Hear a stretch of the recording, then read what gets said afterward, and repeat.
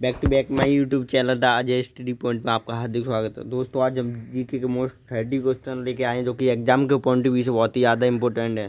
तो दोस्तों अगर हमारे चैनल पे पहली बार विजिट किए चैनल को सब्सक्राइब करके बेल आइकन दबा दीजिएगा, जिससे आने वाले नई वीडियो का नोटिफिकेशन सबसे पहले आपको मिल सकेगा। तो दोस्तों चलो आज के सेशन की शुरुआत करते हैं। 7 टापुओं का शहर किसे कहा जाता है बताइएगा। मतलब 7 टापुओं का शहर किसको कहा जाता है? किसको कहा जाता है दोस्तों? यह है मुंबई। ऑप्शन ए इसका राइट आंसर हो जाएगा। किसको? मुंबई को 7 टापुओं का शहर कहा जाता है। दोस्तों क्वेश्चन नंबर 2 है, भारत में पहला कृषि विज्ञान केंद्र कहाँ स्थापित है बताइएगा। तो ये पांडुचेरी। और पांडुचेरी दोस्तों हम बता दें ये हमारा केंद्र शासित प्रदेश है। क्या केंद्र शासित प्रदेश? दोस्तों आगे बढ़ते हैं। क्वेश्चन नंबर 3, सर्वाधिक अम्लीय वर्षा किस देश में होती है बताइएगा। सबसे ज़्यादा वर्षा तो ये नॉर्वे देश में होती है। कहाँ पर? नॉर्वे देश में। दोस्तों आपको अगर हमारा सेशन अच्छा लगे, सेशन को लाइक शेयर कीजिएगा और एक प्यारी सी कमेंट जरूर कर दीजिएगा। दोस्तों आगे बढ़ते हैं। क्वेश्चन नंबर 4 है, यूरिया का रासायनिक नाम क्या है बताइएगा। तो ये यूरिया का रासायनिक नाम है कार्बोमाइड। ऑप्शन 20 का राइट आंसर हो जाएगा। दोस्तों क्या है? कार्बोमाइड।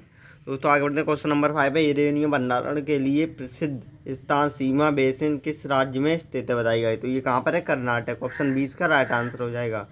कहाँ? कर्नाटक में स्थित है। दोस्तों क्वेश्चन नंबर 6 है, लूनी नदी पर स्थित जवाई बांध किस राज्य में स्थित है बताइए। जो लूनी नदी है उस पर एक बांध बंधा है, वो किस राज्य में स्थित है? कहाँ पर है? दोस्तों देखो कैसे घुमा के क्वेश्चन पूछा गया है। तो ये कहाँ पर है? राजस्थान में। दोस्तों अगर आपको किसी भी क्वेश्चन का अगर आंसर आ रहा हो तो आप हमें मैसेज में बता दीजिएगा कि भैया हमारे 30 में 50 या कितने, मतलब 40 या कितने सही थे। दोस्तों आगे बढ़ते हैं। क्वेश्चन नंबर 7 है, कारगम किस राज्य का लोक नृत्य बताइएगा। जो कारगम एक लोक नृत्य है वो किस राज्य का है? तो ये कहाँ का है? तो ये तमिलनाडु। ऑप्शन 20 का राइट आंसर हो जाए। कहाँ का है? तमिलनाडु का। दोस्तों आगे बढ़ते हैं। भारत में सबसे पहले विद्युतीकरण निम्न में से किस राज्य में हुआ था बताइएगा। जो विद्युत का, तो ये कहाँ पर हुआ था? ये कोलकाता में। पहले ये कलकत्ता था, अब क्या है? कोलकाता है। दोस्तों आगे बढ़ते हैं। कोलकाता की राजधानी कहाँ है? हैदराबाद। दोस्तों आगे बढ़ते हैं। भारतीय जागृति का जनक किसे कहा जाता है बताइएगा। तो ये ऑप्शन 20 का राइट आंसर हो जाएगा। राजा राममोहन राय। किसको? राजा राममोहन राय को जागृति का जनक कहा जाता है। अगर दोस्तों सेशन अच्छा लगा तो सेशन को शेयर करते रहिएगा। क्वेश्चन नंबर 10 है, भारत की किस चट्टान श्रृंखला को खनिज का भंडार कहा जाता है। मतलब भारत की ये ऐसी कौन सी चट्टान है जिसको जो खनिजों का भंडार मतलब यहाँ पर बहुत ही बड़ी मात्रा में उपलब्ध है। तो ये धारवाड़ श्रृंखला है। ऑप्शन 20 का राइट आंसर हो जाएगा। दोस्तों आगे बढ़ते हैं। क्वेश्चन नंबर 11 है, जम्मू कश्मीर में उरी बांध किस नदी पर स्थित है बताइए। जो जम्मू कश्मीर एक केंद्र शासित अब तो प्रदेश बन गया है, तो ये वहाँ पर एक उरी बांध है, वो किस नदी के किनारे स्थित है बताइएगा। तो ये झेलम नदी। दोस्तों ये बहुत ही प्रसिद्ध नदी है। क्या? झेलम नदी। दोस्तों बांध से लेके 1-2 क्वेश्चन हर एक कंपटीशन एग्जाम में पूछा जाता है।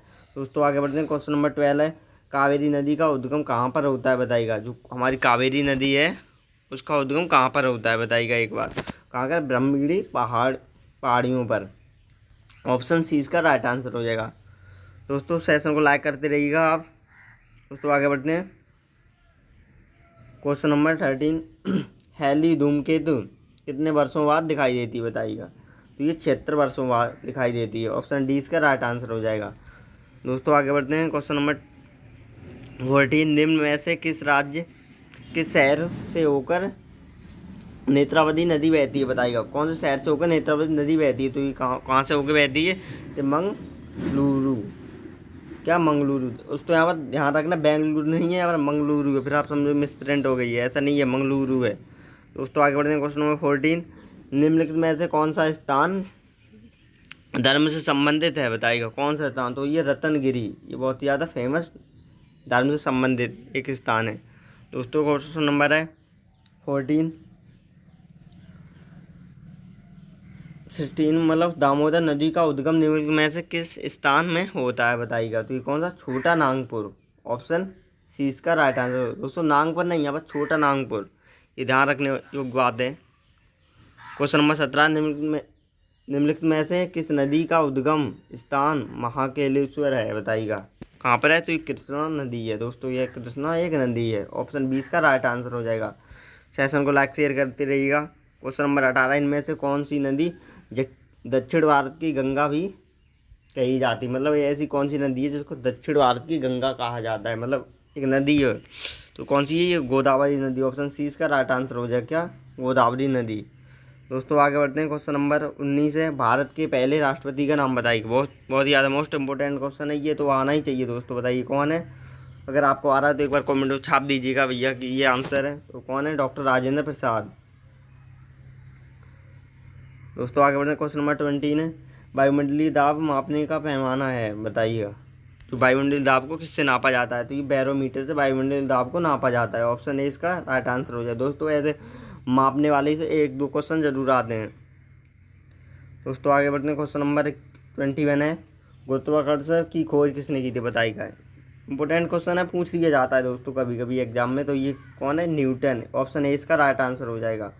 कौन है? न्यूटन। दोस्तों आगे बढ़े 22, मसालों का बगीचा किसे कहा जाता है, मतलब किस राज्य को? बताइएगा एक बार। बहुत ही ज़्यादा मोस्ट इंपॉर्टेंट क्वेश्चन है ये, हाल ही के नेवी एमआर के एग्जाम में पूछा जाने वाला क्वेश्चन है, ये पूछा गया था। कौन है? केरल। केरल को मसालों का बगीचा कहा जाता है। सेशन को लाइक करते रहिएगा दोस्तों। क्वेश्चन नंबर 23, बिहार बंगाल से अलग कब हुआ था? बताइए। वो जो बिहार राज्य है वो पहले बंगाल में ही था, वो कब अलग हुआ था? तो ये 1912 में। कब? 1912 में। ऑप्शन 20 का राइट आंसर हो जाएगा क्या? ऑप्शन 20 का राइट आंसर हो जाएगा क्या? ऑप्शन 20 का राइट आंसर हो जाएगा। कब हुआ था? 1912 में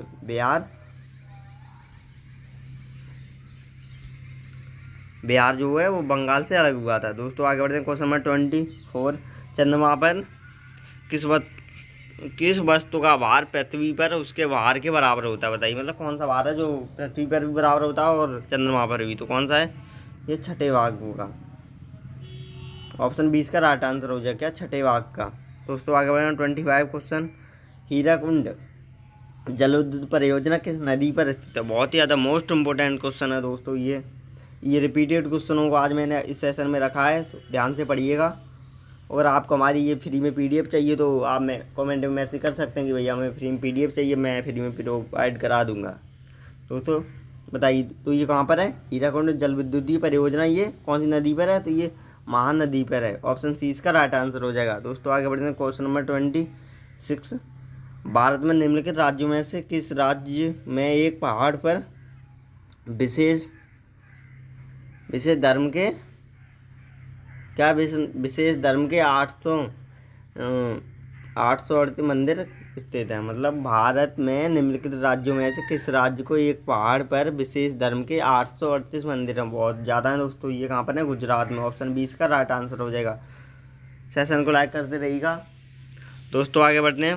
27, क्वेश्चन नंबर 27 है, भारत की सबसे बड़ी सुरंग जवाहर सुरंग इसमें से कौन से राज्य में स्थित है? बताइएगा। जो भारत की सबसे बड़ी जवाहर सुरंग है वो कौन से राज्य में स्थित है? तो कहाँ पर है? जम्मू और कश्मीर में। तो ऑप्शन सी इसका राइट आंसर हो जाएगा। दोस्तों आगे बढ़ते हैं। अमीबा में कुल कितने सेल कोशिका होते हैं? बताइएगा। कितने होते हैं? एक। अमीबा सिर्फ एक कोशीय जीव होता है। दोस्तों आगे बढ़े हैं। क्वेश्चन नंबर 29, भारतीय मानक समय आधारित है, बताइएगा। तो ये 82 98 मतलब 30 कौन से पूर्व देशांतर की तरफ होती है? डिग्री देशांतर की तरफ। ऑप्शन इसका राइट आंसर हो जाएगा। दोस्तों आगे बढ़ते हैं। क्वेश्चन नंबर, इस सेशन का last question, Feroz Shah Kotla cricket stadium कहाँ पर है? तो बताइएगा। ये नई दिल्ली में। कहाँ पर है? नई दिल्ली में। ऑप्शन 20 का राइट आंसर हो जाएगा। यहाँ पर क्रिकेट का बहुत ही बड़ा स्टेडियम है। यहाँ पर अंतर्राष्ट्रीय क्रिकेट मतलब सभी तरह खेले जाते हैं। दोस्तों अगर आपको हमारी ये फ्री में पीडीएफ चाहिए तो आप मैसेज कर सकते हैं कि भैया हमें फ्री में पीडीएफ चाहिए, तो मैं फ्री में प्रोवाइड करा दूंगा। और मैंने डिस्क्रिप्शन में टेलीग्राम और इंस्टाग्राम का लिंक दिया, उस पर क्लिक करके आप हमें फॉलो करके वहाँ पर मैसेज कर सकते हैं। दोस्तों आज के सेशन में मैंने आल सभी रिपीटेड क्वेश्चनों को रखा था। ये आल सभी कंपटीशन एग्जाम के लिए बहुत ही ज़्यादा मोस्ट इम्पोर्टेंट है। अगर आपको हमारी क्लास अच्छी लगी उस क्लास को लाइक शेयर कीजिएगा। अगर आपने हमारे पहले चैनल पर विजिट किए हो तो चैनल को सब्सक्राइब करके बेल आइकन दबा दीजिएगा, जिससे आने वाली न्यू वीडियो को नोटिफिकेशन सबसे पहले आपको मिल सकेगा। तो दोस्तों जय हिंद, वंदे मातरम।